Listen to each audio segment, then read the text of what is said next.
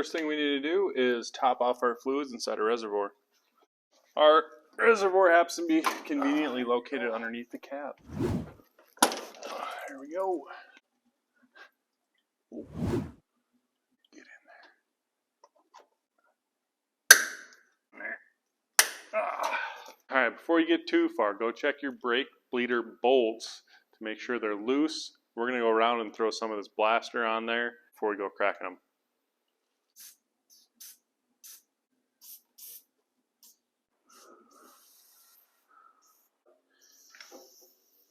There, you got it. Shall we see if this one breaks loose? Oh, gee whiz, I don't like that.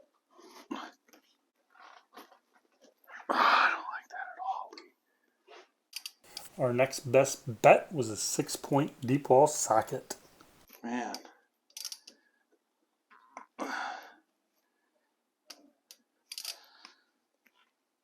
Oh, there we go.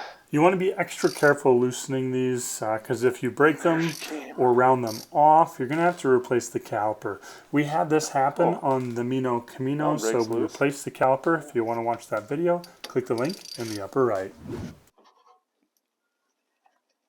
Oh, hopefully, yeah, she is loose. All right, tighten them up and let's start bleeding. Start with the one furthest away from the reservoir and work your way to the shortest one. Our furthest one happens to be our rear right, rear passenger side.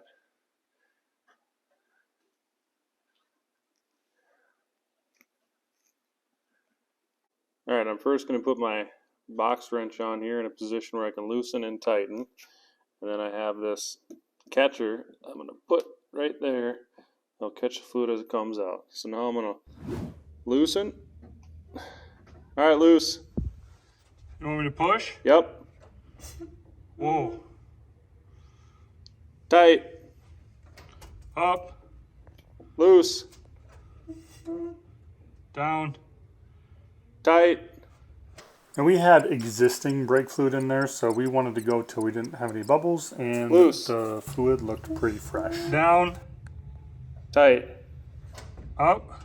Hold on, we're dripping. Dripping underneath the truck. Oh, it's dripping right there. Where's that? Oh, that's the top. Oh, it's coming out of... That's that bubble valve right there. All right, we were leaking a little bit out of this top, so we tightened it down. It was somewhat loose, so we got her tight. Now we're going to keep going.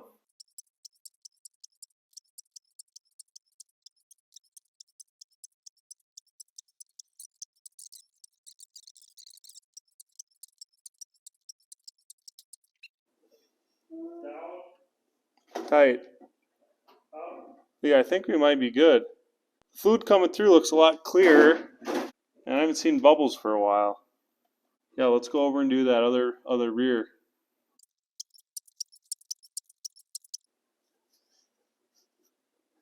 Tight.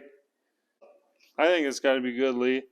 I mean, it's really short on this end, and you were pumping it out like you wouldn't believe right away.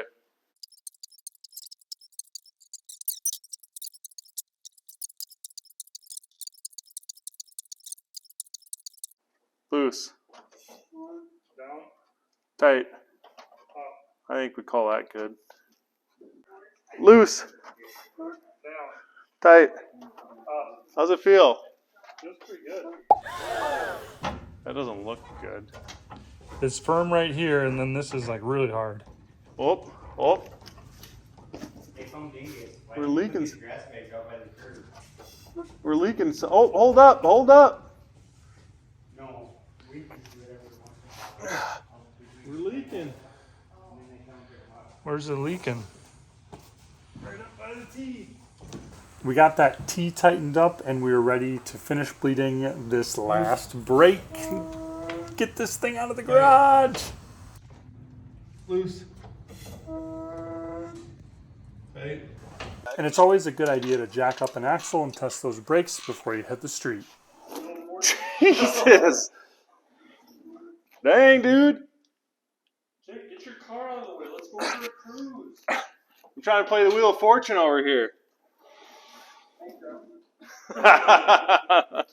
I'm trying to get $1.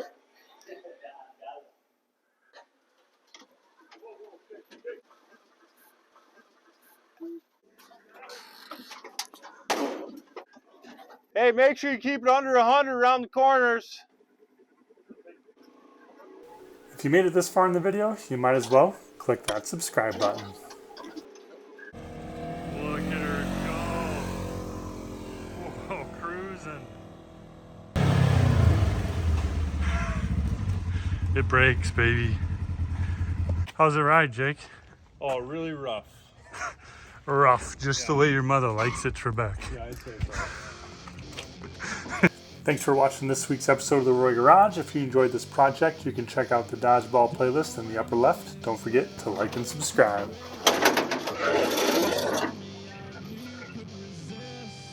She rubs a little bit.